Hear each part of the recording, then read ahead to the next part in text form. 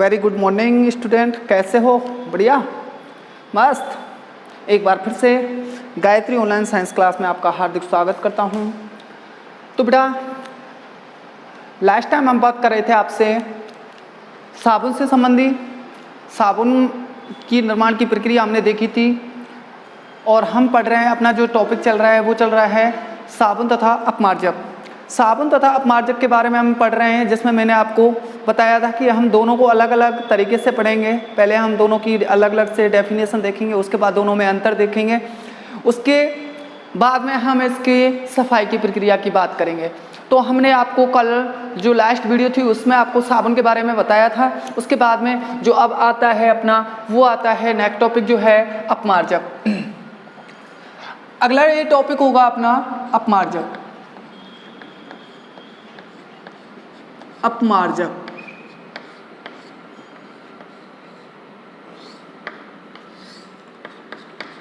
तो बेटा, हमने इससे पहले साबुन के बारे में बात की थी।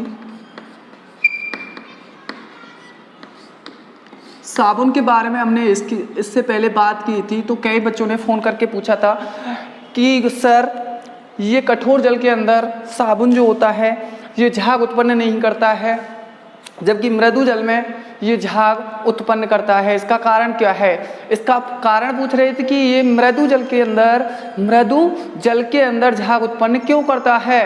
तो मैंने बताया था कि साबुन के अंदर देखो, कठोर जो जल होता है, कठोर जल जो होता है उसके अंदर कौन से आयन पाए जाते हैं? कैल्शियम आयन पाए जाते हैं और मैग्नीशियम आयन पाए जाते हैं। ये तो किसके अंदर पाए जाते हैं? कठोर जल के अंदर पाए जाते हैं। और जो मृदु जल होता है या मीठा जल होता है, मृदु जल के अंदर इनमें से न तो कैल्शियम आयन पाए जाते हैं और न ही क्या पाए जाते हैं? मैग्नीशियम आयन पाए जाते हैं। तो ये इनके अंदर ये दोनों आयन कोई से भी नहीं पाए जाते हैं, अर्थात इनके अंदर लवण नहीं पाए जाते हैं। मृदु जो जल होता है इसमें क्या नहीं पाए जाते हैं? लवण नहीं पाए जाते हैं। लवण नहीं पाए जाते हैं, नहीं पाए जाते हैं। लवण नहीं पाए जाते हैं बेटा। अब जब लवण ही नहीं है, इसके लवण कैल्शियम और मैग्नीशियम अर्थात CaCl2 कैल्शियम क्लोराइड के लवण और मैग्नीशियम क्लोराइड के लवण किसके अंदर? मृदु जल के अंदर नहीं पाए जाते हैं, जबकि ये किसके अंदर पाए जाते हैं? कठोर जल के अंदर पाए जाते हैं। तो कठोर जल में इन लवणों के कारण ये क्या नहीं उत्पन्न करते हैं? झाग उत्पन्न नहीं करते हैं, झाग नहीं देते हैं। जबकि मीठे जल में क्या नहीं पाए जाते हैं? लवण नहीं पाए जाते हैं। इस कारण ये इसके अंदर क्या उत्पन्न करते हैं? झाग उत्पन्न करते हैं, झाग देते हैं।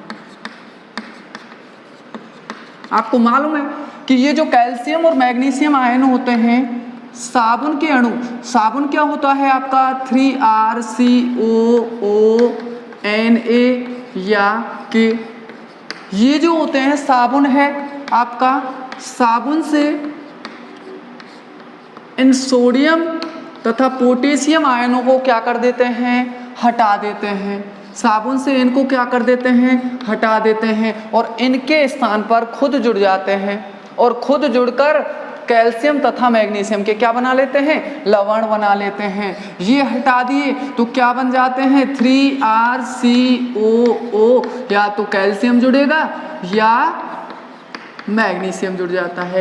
ये कहलाते हैं आपके कैल्शियम तथा मैग्नीशियम लवण कहलाते हैं। अब ये जो कैल्शियम तथा मैग्नीशियम लवण होते हैं, ये जल के अंदर क्या होते हैं बेटा? जल के अंदर क्या होते हैं?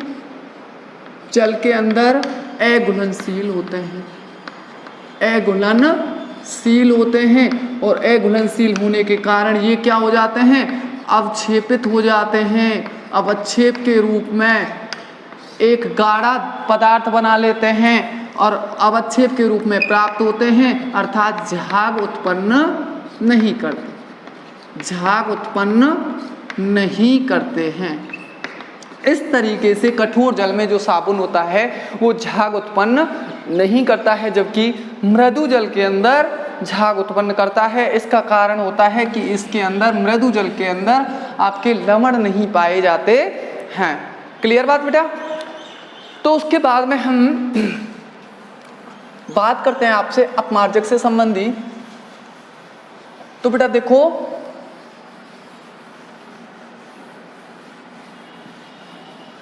अपमार्जक की बात की जाए तो अपमार्जक किसे कहते हैं? तो देखो बेटा, अपमार्जक जो होते हैं ये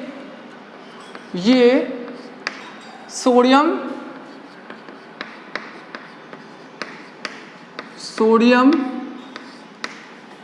एल्किल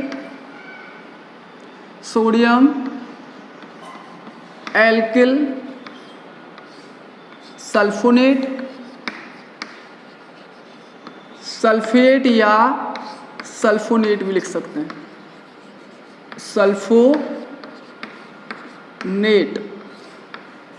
और दूसरे होते हैं सोडियम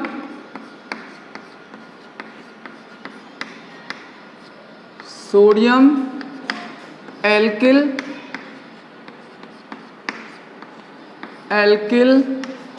बेंजिल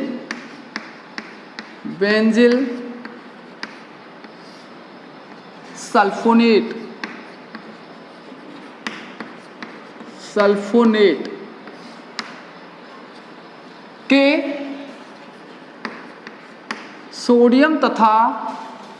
के सोडियम तथा पोटेशियम लवण होते हैं। पोटेशियम लवण होते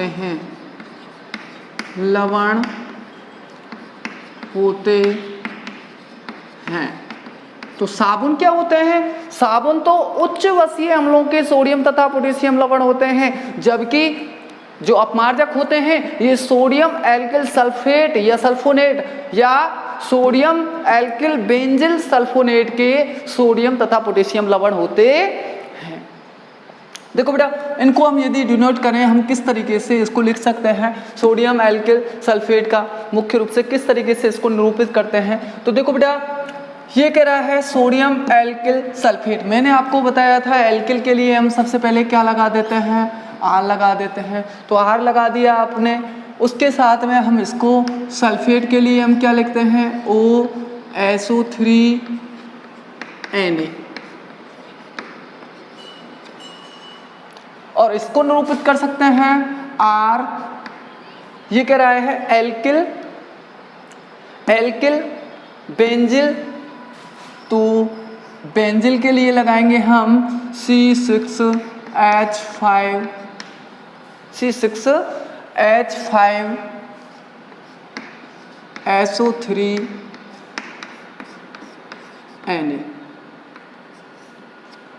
तो इनका अणुसूत्र, मतलब इनको हम किस तरीके से निरूपित, इनका अणुसूत्र क्या होता है? ये होता है, इसको हम इस तरीके से क्या कर सकते हैं?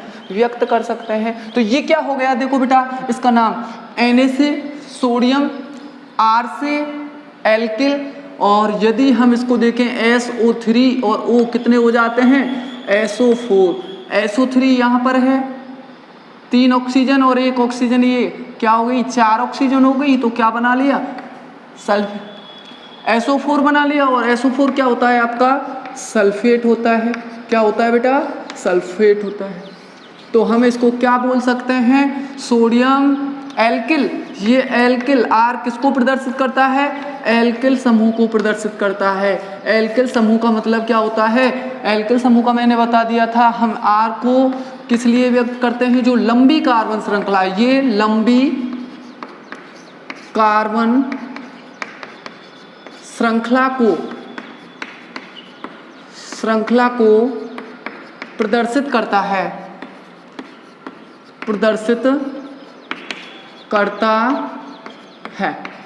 ये आर किसको प्रदर्शित करता है? लंबी कार्बन श्रृंखला को प्रदर्शित करता है। तो केवल दोनों में इतना डिफरेंस है, सोडियम तथा पोटेशियम लवण होते हैं, किसके होते हैं? एल्किल सल्फेट तथा एल्किल बेंजीन सल्फोनेट के क्या होते हैं? ये सोडियम तथा पोटेशियम लवण होते हैं। जबकि साबुन जो होते हैं वो उच्च बसीय अम्लों के सोडियम तथा पोटेशियम लवण होते हैं। दोनों में इतना सा डिफरेंस होता है, दोनों में इतना सा अंतर होता है कि ये तो बेटा सोडियम एल्किल सल्फेट और एल्किल बेंजीन सल्फोनेट के क्या होते हैं? सोडियम तथा पोटेशियम लवण होते हैं, जबकि वो साबुन क्या होते हैं? उच्च बसीय अम्लों के सोडियम तथा पोटेशियम लवण होते हैं। क्लियर? देखो बेटा मैंने बताया अभी ये किसको प्रदर्शित करता है? एल्किल समूह। ये R जो होता है लंबी कार्बन श्रृंखला को प्रदर्शित करता है, तो इसको हम क्या बोलते हैं? एल्किल बोलते हैं। तो देखो सोडियम एल्किल SO4 क्या हो जाएगा आपका? सल्फेट। क्या हो जाएगा? सल्फेट। तो इसका नाम क्या आ गया? Na से सोडियम, एल्किल R से और सल्फेट, ये समूह कौन सा है आपका? सल्फेट है। कौन सा समूह है? सल्फेट समूह होता है। इसी प्रकार से हम इसका देखें तो देखो Na से क्या बन गया? सोडियम, C6H5 ये किसको व्यक्त करता है? ये बेंजील को, सॉरी सोडियम R किसको व्यक्त करता है? एल्किल समूह को। एल्किल समूह C6H5 किसको व्यक्त करता है? बेंजील समूह को। और SO3 किसको व्यक्त करता है? सल्फोनेट समूह को व्यक्त करता है। तो इस तरीके से इसको हम क्या बोल सकते हैं? Sodium alkyl benzyl sulfonate.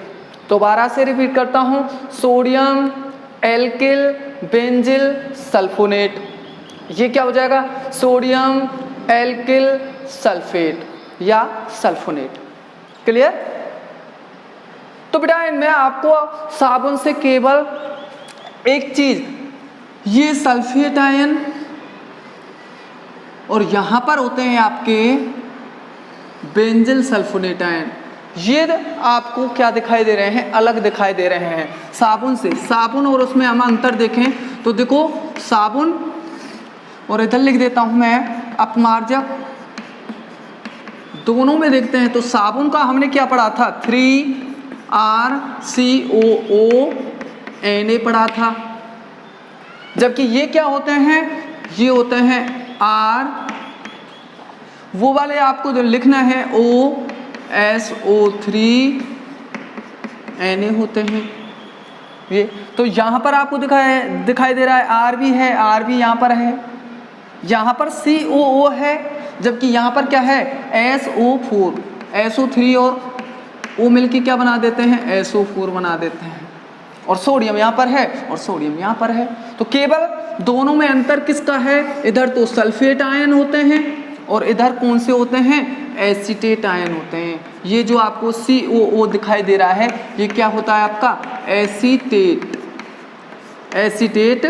Ion होते हैं। ये एसीटेट आयन होते हैं। यहाँ पर कौन से आयन होते हैं? सल्फेट आयन होते हैं। तो दोनों में इतना अंतर होता है केवल, ये तो एसीटेट और ये सल्फेट। ये तो मुख्य रूप से प्राकृतिक वसा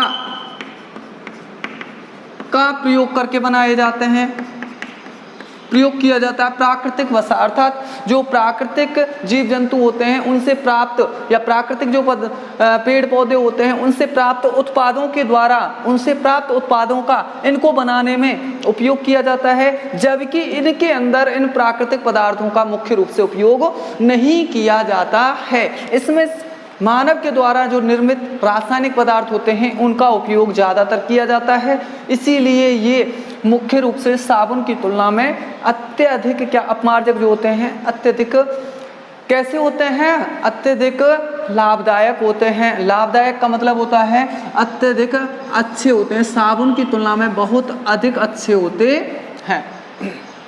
ठीक है ना? तो दोनों में अंतर समझ में आ गया होगा। मैं मानता हूं कि इनके अंदर तो होते हैं एसीटेट आयन और इसके अंदर होते हैं SO4 आयन सल्फेट, या दूसरा हम देखें तो इसके अंदर बेंजीन सल्फोनेट C6H5SO3, ये आयन इनके अंदर उपस्थित होते हैं। इनकी उपस्थिति के कारण, केवल इनकी उपस्थिति के कारण ही इन दोनों के अंदर क्या पाया जाता है? अंतर पाया जाता है, भिन्नता पाई जाती है। ठीक है ना? क्लियर बात? तो देखो बेटा अब हम बात करते हैं एक छोटा सा टॉपिक यहाँ पर मैं बताना चाहूँगा आपको कि जो साबुन है, जब ये बात आई जाती है कि साबुन, थोड़ा हट के बात कर रहा हूँ साबुन से संबंधी, कि आपको यहाँ से ये समझ में नहीं आएगा कि जो साबुन होता है ये कार्बोक्सिलिक अम्ल,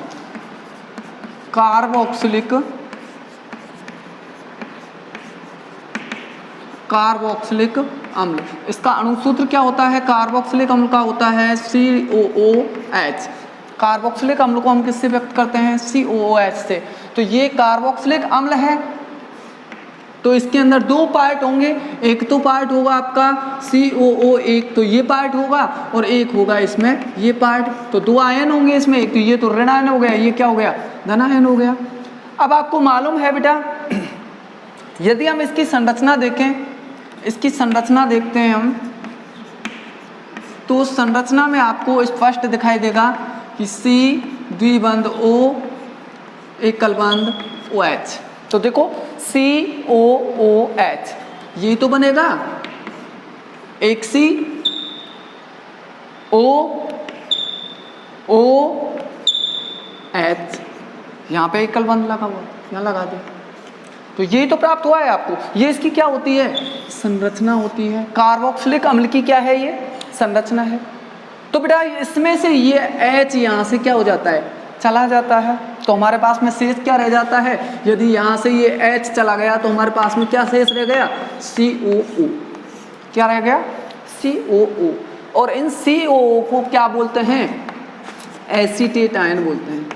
एसीटेट आयन क्या बोलते हैं इनको? एसीटेट आयन कहता है। अब ये एसीटेट आयन होते हैं, यहाँ पर ये COO आपको दिखाई दे रहा है, तो ये COO क्या चीज होते हैं? एसीटेट आयन होते हैं बेटा। क्या होते हैं बेटा? ये एसीटेट आयन होते हैं, ठीक है ना।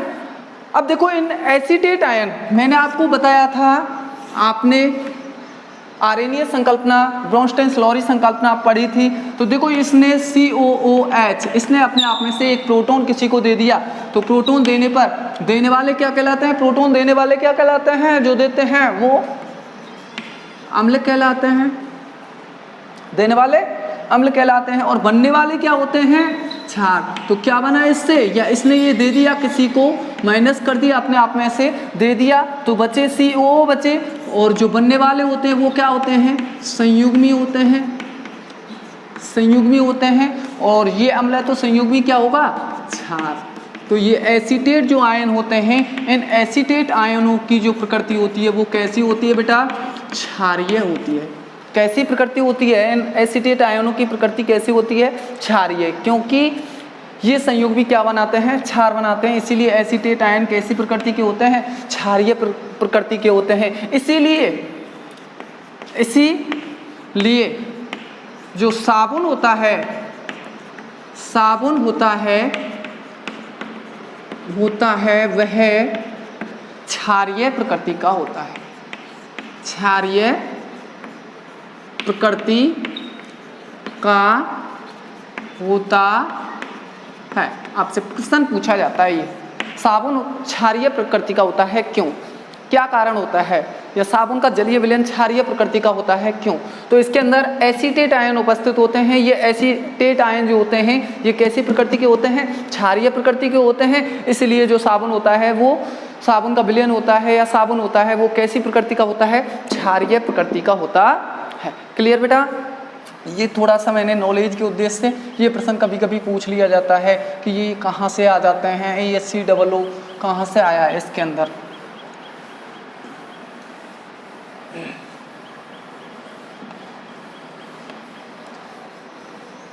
तो बेटा अब हम वहीं पर अपने टॉपिक पर आ जाते हैं। तो आपसे पूछा जाता है अपमार्जक किसे कहते हैं? तो अपमार्जक की क्या परिभाषा होगी बेटा? ये होगी कि ये सोडियम एल्किल सल्फेट या सल्फोनेट तथा सोडियम एल्किल बेंजील सल्फोनेट के सोडियम तथा पोटेशियम लवण होते हैं, उन्हें क्या कहते हैं? हम क्या बोलते हैं बेटा? इनको क्या बोलते हैं? अपमार्जक बोलते हैं। ठीक है ना? क्लियर है ना? अब देखो बेटा, वही आपको मालूम है कठोर जल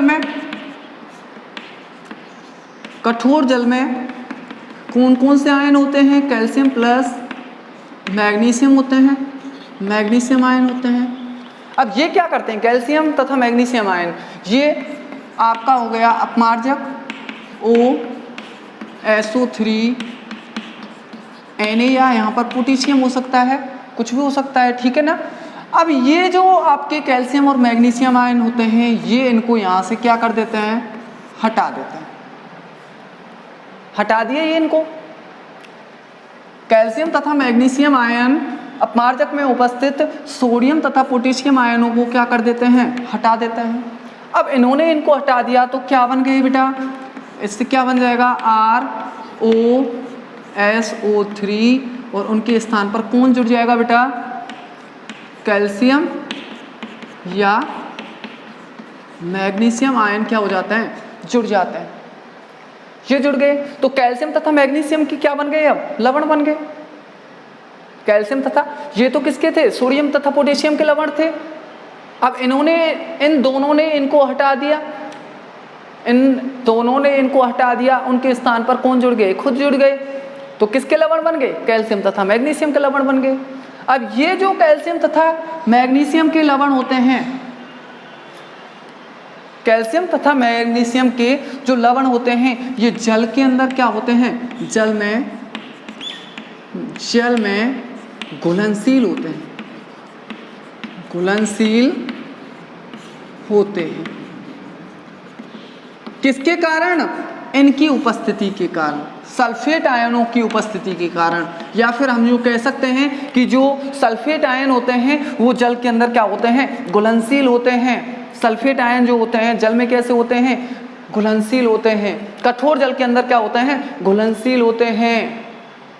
इसीलिए तो कठोर जल में अपमार्जक जो होते हैं वो झाग उत्पन्न करते हैं। दोनों प्रकार के जल के अंदर अपमार्जक जो होते हैं, कठोर तथा मृदु, दोनों प्रकार के जल के अंदर क्या उत्पन्न करते हैं? झाग उत्पन्न करते हैं। इसका कारण क्या होता है? इसके अंदर सल्फेट आयन तथा बेंजिल सल्फोनेट आयन उपस्थित होते हैं, जो कि सल्फोनेट तथा बेंजिल सल्फोनेट आयन जो होते हैं ये जल के अंदर क्या होते हैं? घुलनशील होते हैं, जल में घुल जाते हैं और झाग उत्पन्न करते हैं। ठीक है ना। तो देखो बेटा, इन्होंने कठोर जल में क्या उपस्थित होते हैं? ये कैल्शियम तथा मैग्नीशियम आयन उपस्थित होते हैं। जो अपमार्जक, ये क्या है आपका? अपमार्जक, ये क्या है? अपमार्जक। इस अपमार्जक में से इन दोनों को क्या कर देते हैं? हटा देते हैं, प्रतिस्थापित कर देते हैं। और प्रतिस्थापित करने पर उनके स्थान पर कौन बन खुद जुड़ जाते हैं, स्वयं उनसे जुड़ जाते हैं और स्वयं जुड़कर कैल्शियम तथा मैग्नीशियम के एल्किल सल्फोनेट लवण बनाते हैं। और जो एल्किल सल्फोनेट, कैल्शियम तथा मैग्नीशियम के एल्किल सल्फोनेट लवण जो होते हैं वो जल में क्या हो जाते हैं? घुलनशील होते हैं। और जल में घुलनशील होने के कारण ये क्या करते हैं? कठोर जल के साथ, कठोर जल में क्या उत्पन्न करते हैं? झाग उत्पन्न करते हैं। आपको ये तो पता ही है, मृदु जल में तो कैल्शियम तथा मैग्नीशियम आयन उपस्थित नहीं होते हैं। तो इन सल्फोनेट आयन, बेंजिल सल्फोनेट और सल्फोनेट आयनों के कारण ये पूर्ण रूप से खारे जल के अंदर क्या हो जाते हैं? घुल जाते हैं। और घुलने के कारण आसानी से ये क्या उत्पन्न करते हैं बेटा? झाग उत्पन्न करते हैं। ठीक है ना। क्लियर मैं मानता हूं, समझ में आ गया होगा। एक बार दोबारा से मैं रिपीट करूं। देखो बेटा,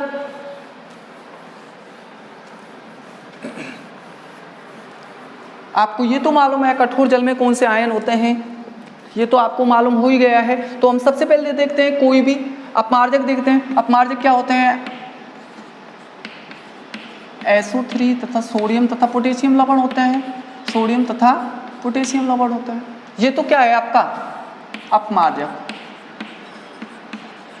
क्या हो गया? अपमार्जक हो गया।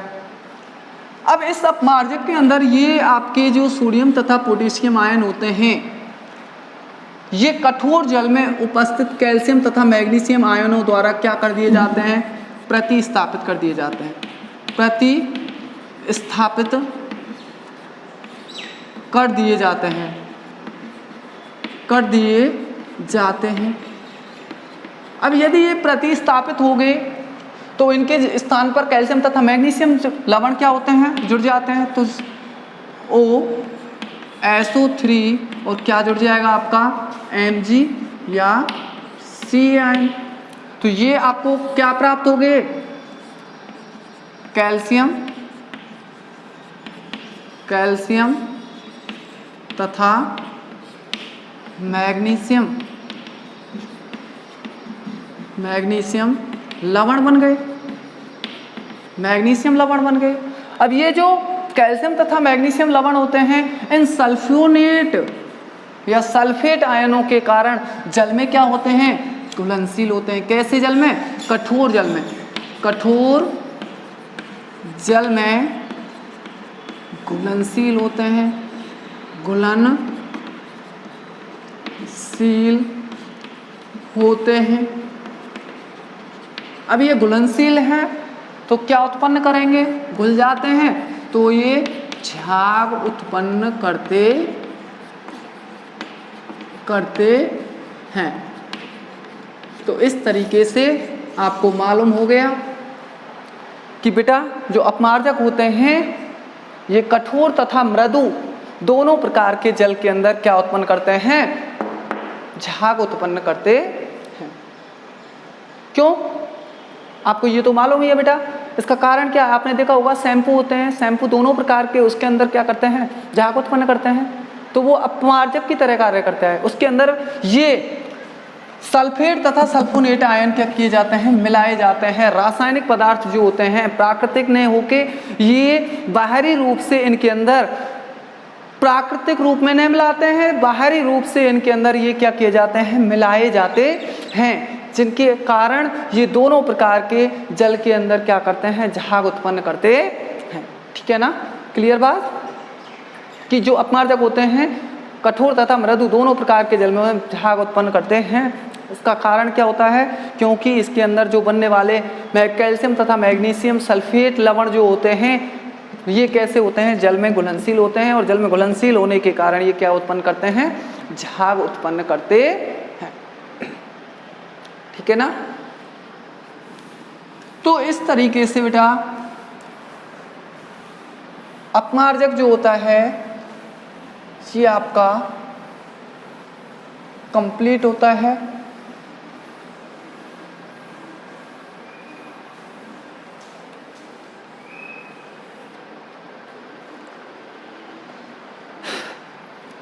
अपमार्जक के बारे में मैं मानता हूँ जान गए। मैं केवल इनकी जो एक और आपको ध्यान रखना है, एक कई बार यहाँ से आपसे पूछ लेता है कि जो वर्तमान में अपमार्जकों की गुणवत्ता को बढ़ाने के लिए इनके अंदर क्या मिलाया जाता है। तो आपसे ये प्रश्न कभी कभी डाल दिया जाता है, वर्तमान में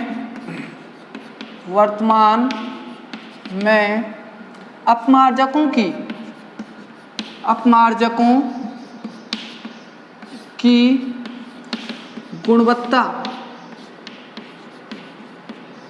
गुणवत्ता में वृद्धि के लिए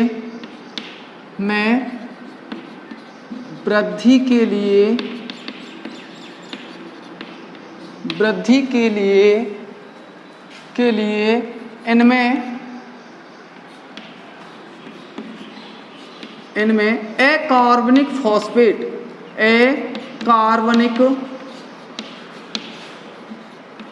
अकार्बनिक फॉस्फेट ध्यान रखना बेटा, ये अकार्बनिक फॉस्फेट क्या होते हैं, अकार्बनिक फॉस्फेट जैसे सोडियम पर ऑक्सी बोरेट मिलाया जाता है।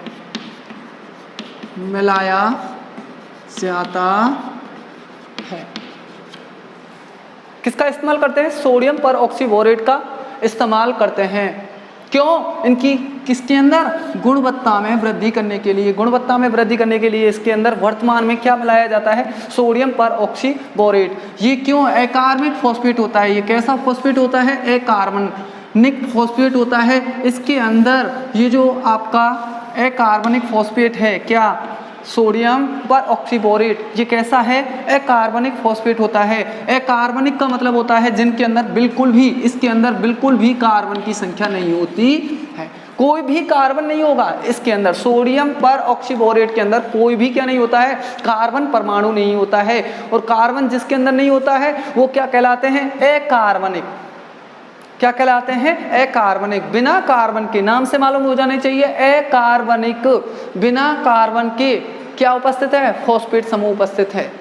तो इनकी गुणवत्ता में वृद्धि करने के लिए हम वर्तमान में सोडियम परऑक्सीबोरेट का उपयोग करते हैं। गुणवत्ता का मतलब तो जानते हैं आप, विभिन्न प्रकार के शैम्पू यूज लेते हैं, चिक शैम्पू लेते हैं, हेड एंड शोल्डर लेते हैं, क्लिनिक प्लस लेते हैं। ये क्यों लेते हैं आप? चिक का इस्तेमाल क्यों नहीं करते, हेड एंड शोल्डर का इस्तेमाल क्यों करते हैं?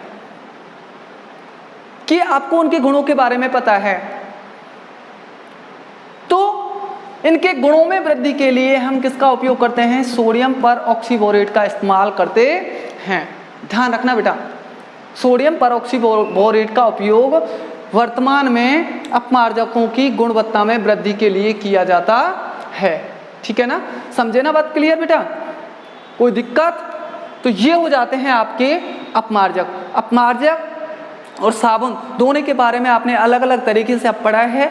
उसके बाद में हम अब अगला जो टॉपिक लेते हैं वो लेते हैं साबुन तथा अपमार्जक दोनों में क्या देखते हैं? हम अंतर देखते हैं। तो बेटा अब हम बात करते हैं साबुन तथा अपमार्जक में अंतर। साबुन तथा अपमार्जक में अंतर।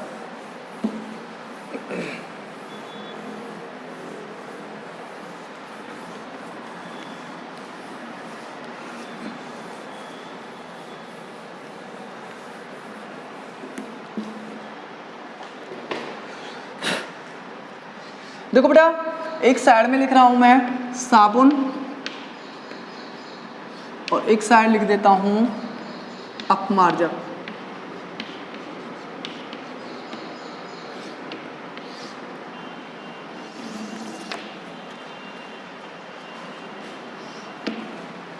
तो बेटा पहला अंतर तो मैं आपको बता ही चुका हूं, पहला अंतर तो उसकी परिभाषा से ही हो जाता है। और वो पहला अंतर कौन सा होता है बेटा? वो पहला अंतर होता है कि ये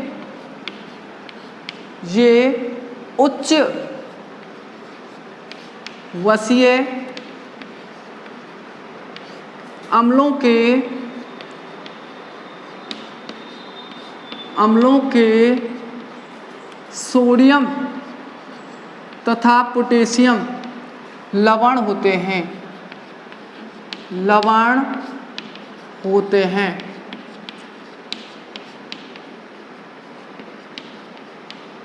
लवण होते हैं। जबकि अपमार्जक ये सोडियम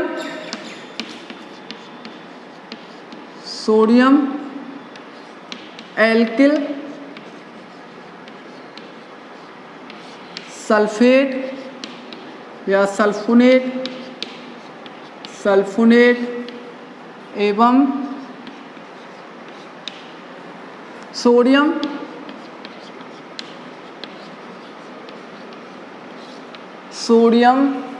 बेंजिल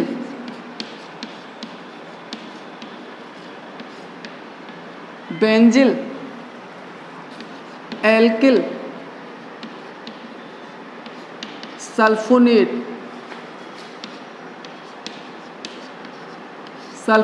के सोडियम तथा पोटेशियम लवण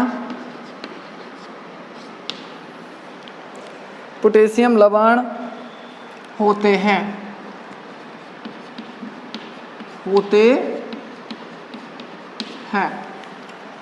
ये बेटा साबुन तो होते हैं, ये परिभाषा है दोनों की। अपमार्जक आपसे पूछे साबुन किसे कहते हैं, तो साबुन ये उच्च वसीय अम्लों के सोडियम तथा पोटेशियम लवण क्या कहलाते हैं? साबुन कहलाते हैं। और अपमार्जक ये सोडियम एल्किल सल्फोनेट तथा सोडियम बेंजील एल्किल सल्फोनेट के सोडियम तथा पोटेशियम लवण क्या कहलाते हैं? आपके अपमार्जक कहलाते हैं। तो पहला अंतर तो यहीं से हो जाता है। जैसे देखो साबुन क्या होता है आपका? R3RCOONA, या यहाँ पर क्या जुड़ सकता है? दूसरा पोटेशियम होता है। और इसके लिए हम देखें तो ये क्या होता है बेटा?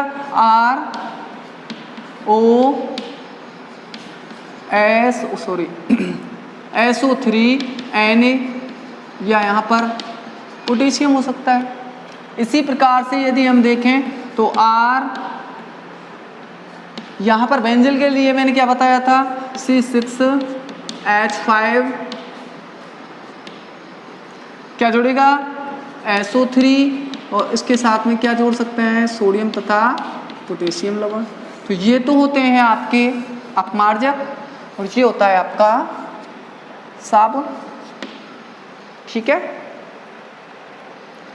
यहाँ पर ध्यान रखना C6H6 ये होता है बेंजीन।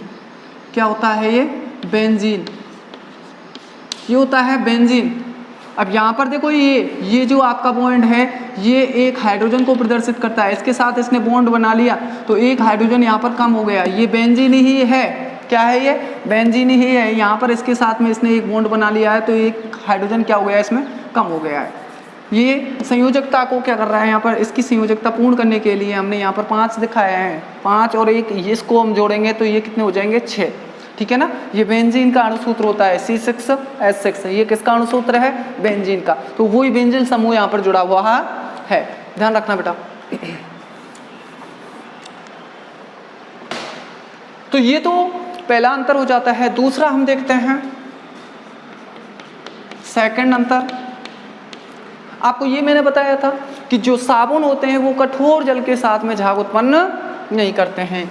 ये कठोर जल में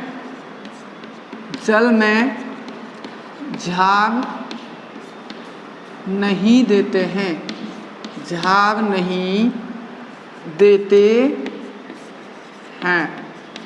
और कारण भी लिखना चाहें क्यों नहीं देते हैं, कारण क्या होता है कि कठोर जल में कौन से आयन होते हैं, कैल्शियम तथा मैग्नीशियम आयन उपस्थित होते हैं। इनकी उपस्थिति के कारण ये झाग नहीं देते हैं। जबकि अपमार्जक जो होते हैं कठोर, ये कठोर तथा मृदु दोनों प्रकार के जल में झाग देते हैं, झाग देते हैं। कारण क्या होता है कि कैल्शियम तथा मैग्नीशियम के सल्फोनेट लवण जल में घुलनशील होते हैं। ये इसका क्या होता है, कारण होता है। क्यों कठोर जल में ये झाग क्यों देते हैं, क्योंकि कैल्शियम तथा मैग्नीशियम के सल्फोनेट जो लवण होते हैं वो जल में कैसे होते हैं, घुलनशील होते हैं। इस कारण ये आसानी से क्या उत्पन्न करते हैं, झाग उत्पन्न करते हैं। तीसरा अंतर देखें बेटा, तीसरा अंतर हो जाता है आपका ये जल प्रदूषण नहीं करते हैं,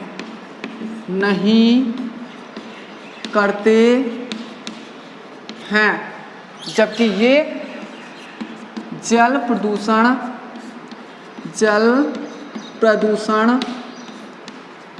करते हैं। अब इसका कारण क्या होता है, देखो कारण अब इससे मालूम हो जाएगा। इनका जैव निम्नीकरण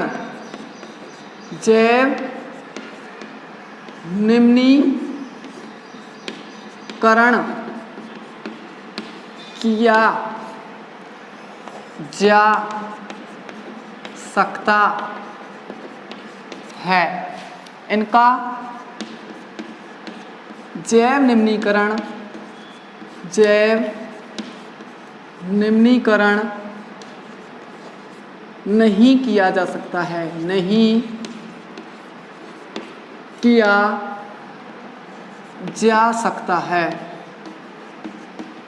जैव निम्नीकरण नहीं किया जा सकता है। तो बेटा देखो यहाँ से ये दोनों तो मैं मानता हूँ समझ में आ गए। तीसरा ये क्या कह रहा है, जल प्रदूषण नहीं करते हैं। साबुन जो होता है, साबुनों के द्वारा जल का प्रदूषण नहीं होता है, जबकि अपमार्जक जो होते हैं इनके द्वारा जल क्या होता है, प्रदूषित होता है। इसका कारण क्या होता है, क्योंकि इनका जो सूक्ष्म जीव होते हैं, जीवाणु जो होते हैं, ये उच्च वसीय अम्ल होते हैं। उस वसा को क्या कर जाते हैं, भोजन के रूप में खा लेते हैं, भोजन के रूप में काम में ले लेते हैं।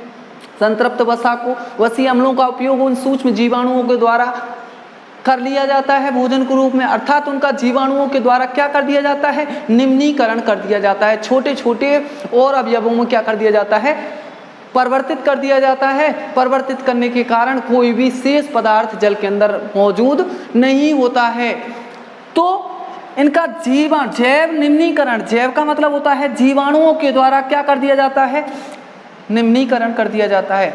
जैव निम्नीकरण जीवों के द्वारा क्या कर दिया जाता है, निम्नीकरण कर दिया जाता है, अन्य पदार्थों में उसको बदल दिया जाता है, जिसके कारण जल का प्रदूषण नहीं होता है। लेकिन इसके अंदर जो उपस्थित क्या सल्फेट, बेंजील सल्फेट तथा सल्फोनेट जो आयन होते हैं, इनका जीवाणुओं के द्वारा निम्नीकरण नहीं होता है। जीवाणु इनको निम्नीकृत नहीं कर पाते हैं उनको भोजन के, क्योंकि ये रासायनिक पदार्थ होते हैं, इनका वो जैव निम्नीकरण नहीं कर पाते हैं और ये जल के अंदर बने रहते हैं, जल में मौजूद रहते हैं, जिसके कारण ये जल को क्या करते हैं, प्रदूषित करते हैं। तो ध्यान रखना, ये अपमार्जक जो होते हैं यहाँ से गलती करके आ जाते हैं। आपको लगता है कि साबुन जल का क्या करता है, जल को क्या करता है, प्रदूषित करता है, बल्कि ऐसा नहीं होता है। साबुन जल को प्रदूषित नहीं करता है। क्यों नहीं करता है, कारण क्या होता है, कारण ये होता है बेटा कि ये जैव, इनका जो साबुन होता है उसका जैव निम्नीकरण किया जा सकता है, जबकि अपमार्जक जो होते हैं उनका जैव जीवाणुओं के द्वारा निम्नीकरण नहीं किया जा सकता है, क्योंकि इसके अंदर विशेष प्रकार के रासायनिक पदार्थों का उपयोग किया जाता है जो जीवाणुओं द्वारा अपघटित नहीं किए जा सकते हैं, छोटे पदार्थों में तोड़े नहीं जा सकते हैं। इसीलिए ये जल के अंदर निरंतर बने रहते हैं और जल क्या होता रहता है, प्रदूषित होता रहता है। क्लियर? तो ये हो जाते हैं बेटा, आपको 4 अंतर ही लास्ट पूछता है। मैं 4 अंतर ही आपको यहाँ पर ज़्यादा लिखा रहा हूँ, ज़्यादा लिखाने की मैं कोशिश नहीं कर रहा हूँ, ठीक है। 4 अंतर ही वो लास्ट आपसे 4 अंतर पूछता है। साबुन तथा अपमार्जक में 4 अंतर बताइए, ये आपसे प्रश्न पूछता है। तो मैं मानता हूँ कि ये चारों आपको साबुन, अपमार्जक और साबुन तथा अपमार्जक दोनों में अंतर, ये बिल्कुल आपका क्लियर हो चुका होगा। यदि इससे संबंधित यदि किसी को कोई भी प्रॉब्लम है तो वे मेरे से फ़ोन करके अपनी प्रॉब्लम सॉल्व कर सकता है, ठीक है ना। कोई दिक्कत तो नहीं आनी चाहिए। यहाँ तक मैंने बहुत स्लो, बहुत तरीके से, थोड़ा किताब से साइड हटके मैंने बताने की यहाँ पर कोशिश की है, ठीक है। तो ये हो जाते हैं आपके साबुन तथा अपमार्जक में अंतर। क्लियर? अब अपना जो नेक्स्ट टॉपिक होगा वो होगा साबुन, जो आप है साबुन है, साबुन के द्वारा सफाई की प्रक्रिया किस तरीके से की जाती है, साबुन के द्वारा सफाई प्रक्रिया। तो साबुन की सफाई प्रक्रिया हम नेक्स्ट वीडियो में देखेंगे। तो आज के लिए बस इतना ही। थैंक यू, धन्यवाद।